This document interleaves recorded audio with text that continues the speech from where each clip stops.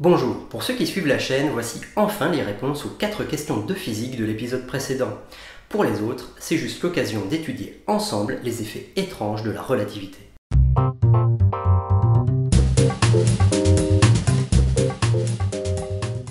Et oui, souvenez-vous, en décembre dernier, je vous posais 4 questions principalement sur les effets de la relativité, et j'ai eu beaucoup de réponses intéressantes qu'il est maintenant temps de décortiquer.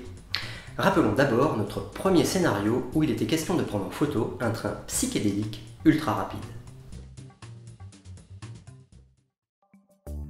Voici la voie sur laquelle notre train se déplace. Notre train ultra rapide emprunte cette voie à une vitesse suffisante par rapport au quai pour que les effets de la relativité soient perceptibles.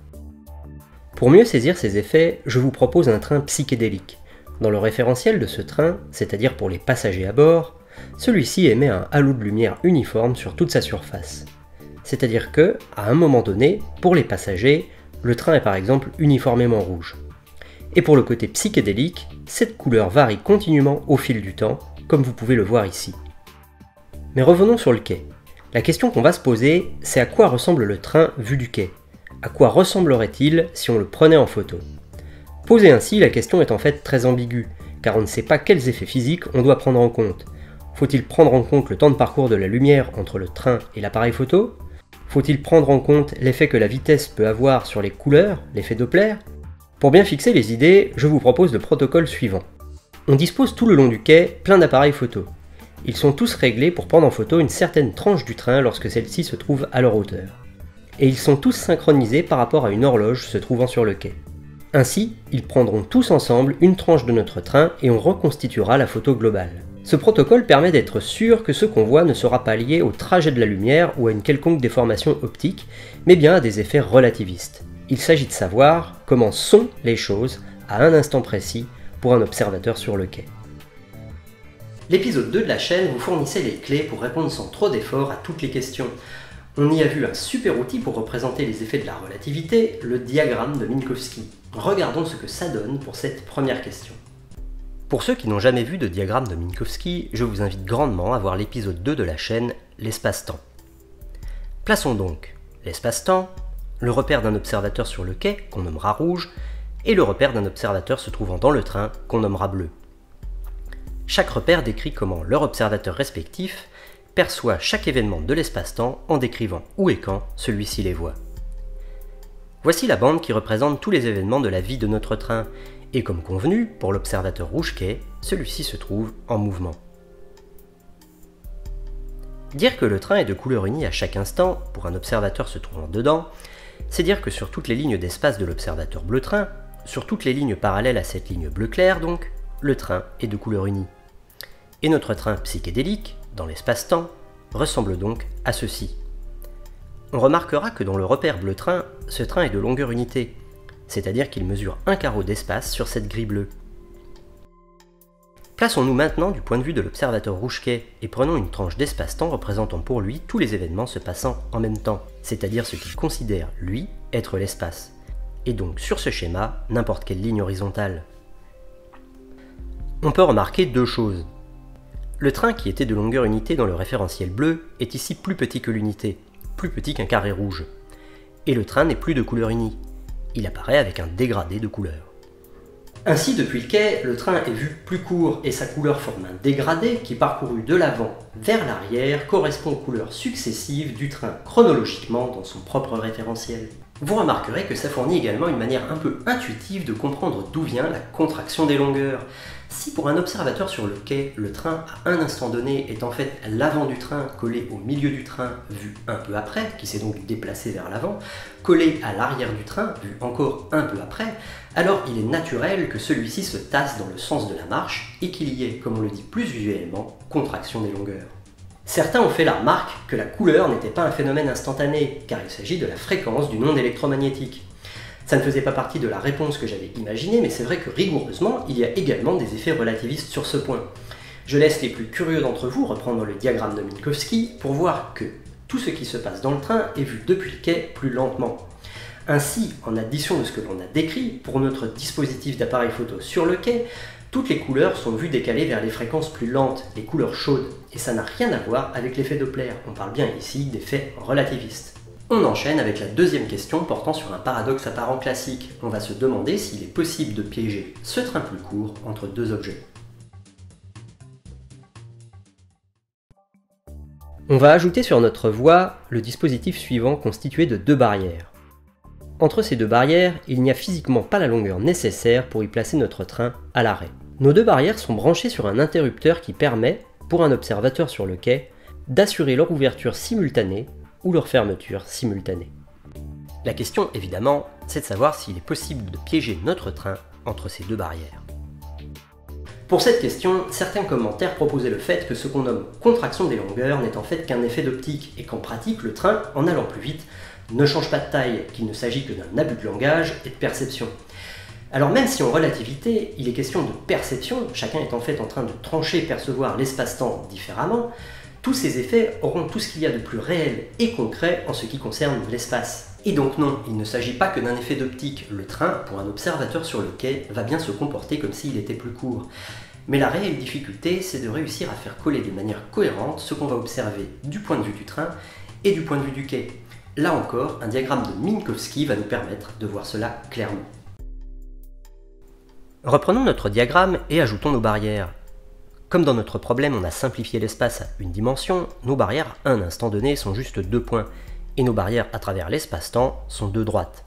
Ici en jaune et verticale, car pour l'observateur rouge-quai, elles ne se déplacent pas. Les barrières sont ici représentées en transparence lorsqu'elles sont ouvertes et opaques lorsqu'elles sont fermées. On voit donc bien ici nos barrières se fermer simultanément et s'ouvrir simultanément pour un observateur sur le quai auquel correspond le repère rouge. Nos barrières sont également distantes de moins d'une unité dans ce référentiel rouge-quai et pourtant, notre train, de longueur unité dans son propre référentiel, n'a aucun problème à se trouver entre les deux lorsque celles-ci sont fermées. Ce n'est ici que la moitié de la réponse, car n'oubliez pas que la relativité est basée sur le principe de relativité. C'est-à-dire que si vous concluez que depuis le point de vue des barrières, le train est contracté, qu'il y rentre et que tout va bien, vous semblez devoir conclure que du point de vue du train, les barrières sont également plus rapprochées, qu'il n'y rentre pas et que tout va mal. En relativité, deux référentiels inertiels sont symétriquement indiscernables. C'est pour ceci que ça se nomme relativité. Il n'y en a pas un qui voit les longueurs du second plus grandes et le deuxième qui voit les longueurs du premier plus petites. Les deux, le train comme le quai, voient les longueurs de l'autre contractées. Alors comment tout ceci peut-il coller? Eh bien c'est en fait très clair ici avec le diagramme. Nos barrières sont bien distantes de moins de l'unité dans le référentiel rouge-quai et sont vues, relativement à l'unité bleue d'espace, encore plus courtes pour le train. Mais ce qu'on remarque, c'est que pour un observateur dans le train, ce dernier ne se trouve à aucun moment entre les barrières fermées. La tête du train arrive tout pile au niveau de la seconde barrière lorsque celle-ci se réouvre, comme on peut le voir ici, avec la flèche bleu clair symbolisant le train dans son référentiel à cet instant précis. À ce même instant, l'arrière du train n'a toujours pas passé la première barrière, mais celle-ci ne s'est pas encore fermée. Elle se fermera tout pile au moment où l'arrière la franchit. Mais à cet instant-là, l'avant du train a passé la seconde barrière qui est déjà réouverte. Ce second instant clé pour bleu train est symbolisé ici par la flèche verte. Et c'est ceci, la non-conservation de la simultanéité, qui restaure une vision cohérente de tout point de vue. Les barrières sont plus proches que la longueur du train, pour elles, le train est contracté, il y rentre. Pour le train, les barrières sont également contractées, mais il n'est à aucun moment entre les deux. Abordons enfin notre dernier scénario sur la relativité, qui est en fait une variation du paradoxe précédent et qui ne semble pas pouvoir être aussi facilement résolu. Dans cette expérience, on a besoin d'une dimension supplémentaire. Alors on va retirer notre voie et se positionner dans l'espace avec une fusée. Une station d'observation est symbolisée par 2 plots. Pour un observateur sur un plot, ceux-ci sont toujours à la même distance l'un de l'autre. Un peu comme dans le cas de nos barrières, la fusée à l'arrêt ne tient pas dans toute sa longueur entre nos plots. Les caractéristiques de notre fusée. À l'arrêt, son axe principal est parallèle au plot. Un moteur arrière la propulse à une vitesse relativiste. Elle dispose en plus de mini-moteurs pour la translater latéralement à une faible vitesse constante. La question est de savoir si on peut se débrouiller pour que cette fusée franchisse bien la station en passant entre les 2 plots sans encombre. L'intérêt de cette dernière situation est de faire encore davantage bugger la logique, car dans le cas des barrières, on a trouvé une astuce pour à la fois que le train voit les barrières plus rapprochées que sa propre longueur, et à la fois que les barrières voient le train contracté. C'est la non-conservation de la simultanéité qui a permis de faire tout coller. Mais dans ce troisième exemple, les plots ne s'ouvrent pas, ils sont toujours là et la fusée aussi. Il semble beaucoup plus délicat de trouver un récit qui colle aux deux points de vue et où la fusée passe bien entre les plots. Car on semblerait devoir conclure que du coup les plots passent entre les extrémités de la fusée et on ne peut pas conclure une chose et son contraire. Ici, le diagramme de Minkowski serait un peu plus délicat à faire, car on a maintenant deux dimensions d'espace, mais on peut aborder les choses de manière un peu différente en se souvenant de notre astuce pour interpréter la contraction des longueurs. Reprenons ce qu'on avait évoqué pour comprendre intuitivement la contraction des longueurs. Voici notre fusée se déplaçant dans l'espace, et reconstituons-la en collant son avant à son milieu vu un peu après, et à son arrière vu encore un peu après. Ça nous donne ceci. Bien sûr, c'est schématique, il s'agit d'imaginer des tranches infiniment fines, mais vous devez voir clairement l'effet de la chose. Lorsqu'on ne garde pas la simultanéité dans un problème qui a deux dimensions, on ne conserve du coup pas non plus les angles entre les objets non ponctuels. Ici, notre image de fusée reconstituée apparaît plus compacte, mais elle semble avoir également subi une rotation. Cette dernière question était donc en fait ambiguë, car dire que la fusée reste parallèle à l'axe des plots, ça n'a pas de sens dans l'absolu. Il est nécessaire de dire pour quel observateur on observe ce caractère parallèle. Si pour les plots la fusée les traverse de manière parallèle, alors pour cette dernière les plots, eux, ne le sont pas.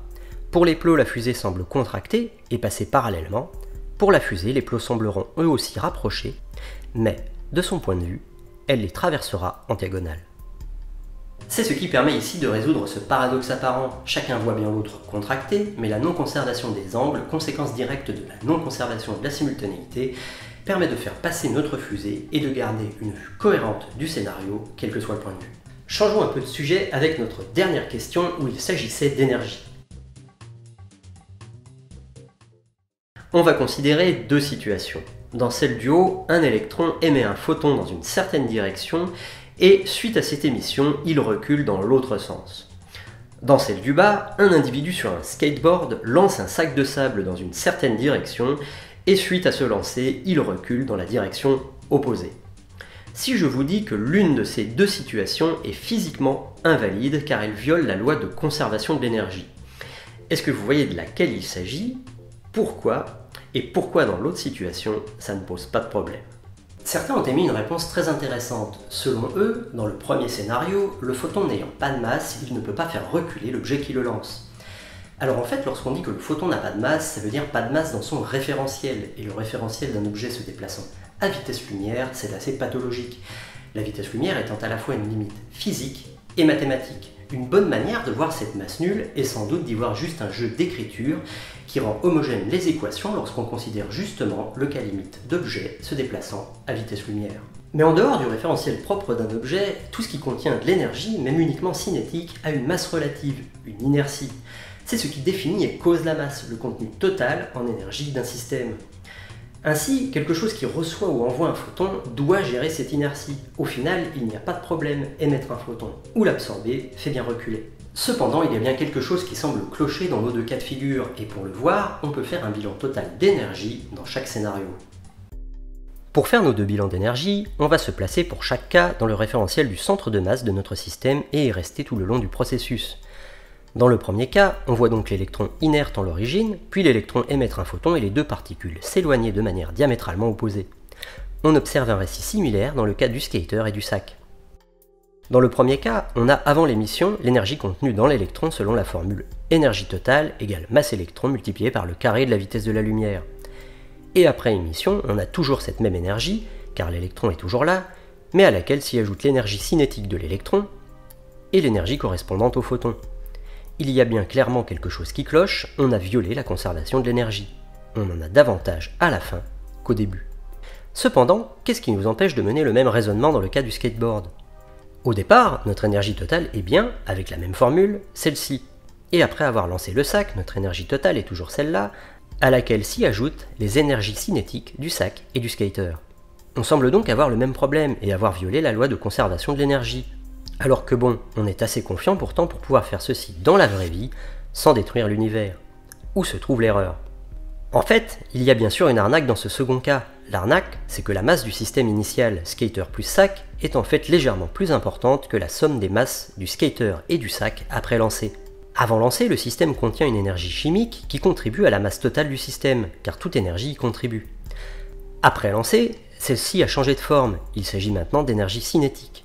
Et la masse du sac dans le référentiel de celui-ci, plus la masse du skate dans le référentiel de ce dernier, donne un total légèrement inférieur à la masse des deux avant lancer, ce qui permet de faire coller notre bilan d'énergie dans ce second cas.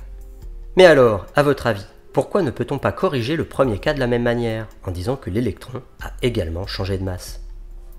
En fait, ça illustre un comportement très différent du réel à différentes échelles. À notre échelle, ce qui caractérise les choses, ce n'est pas leur masse exacte. Un sac reste un sac, même si sa masse diffère de manière imperceptible. En revanche, au niveau d'une particule élémentaire, la masse est une caractéristique. Un électron a toujours, par définition, la même masse. C'est un fait expérimental. On observe qu'un nombre fini de masses élémentaires différentes, et ces masses caractérisent ce qu'on observe. Si dans notre premier scénario, l'électron changeait de masse, on appellerait simplement plus ça un électron après le changement. Ainsi, dans le premier cas, on ne peut pas faire varier la masse pour récupérer de l'énergie. Il viole le principe de conservation de l'énergie. Et pour la raison contraire, dans le second cas, tout va bien, et heureusement.